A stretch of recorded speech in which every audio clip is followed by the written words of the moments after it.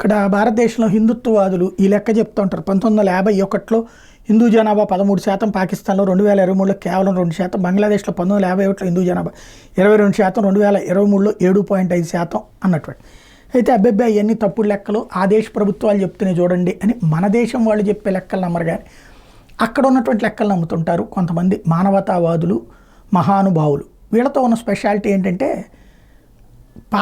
భారత్కి వ్యతిరేకంగా ఉన్న ఏ శక్తిని సమర్థిస్తారు వీళ్ళు. భారతదేశానికి వ్యతిరేకంగా ఉన్న ఎవరు చేసినా ఏం తప్పులేదని వాదించేటటువంటి ఒక స్పెషాలిటీ ఉంటుంది.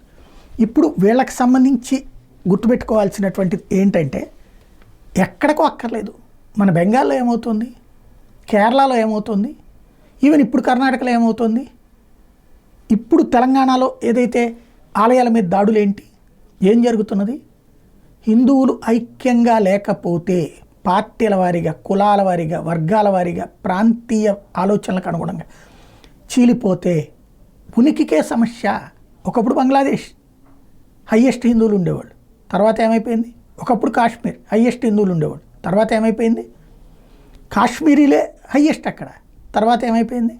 అంటే నీ ఉనికిని నువ్వు పట్టించుకోనప్పుడు, నీ గురించి, నీ భవిష్యత్ తరాల గురించి నువ్వు ఆలోచించినప్పుడు దాని ప్రమాదం నీ గడప దగ్గరకు వస్తే వెతుక్కోవడానికి కూడా అవకాశం ఉండదు. ప్రస్తుతం మనం ఉన్నది అంతర్జాతీయ మత యుద్ధంలో. మనల్ని క్రైస్తవ దేశంగా మార్చాలని సుదీర్ఘ ప్రయత్నం జరుగుతోంది.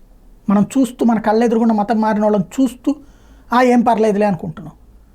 ఇప్పుడు తాజాగా ఇస్లామిక్ కంట్రీస్ యొక్క ప్రయత్నం జరుగుతోంది.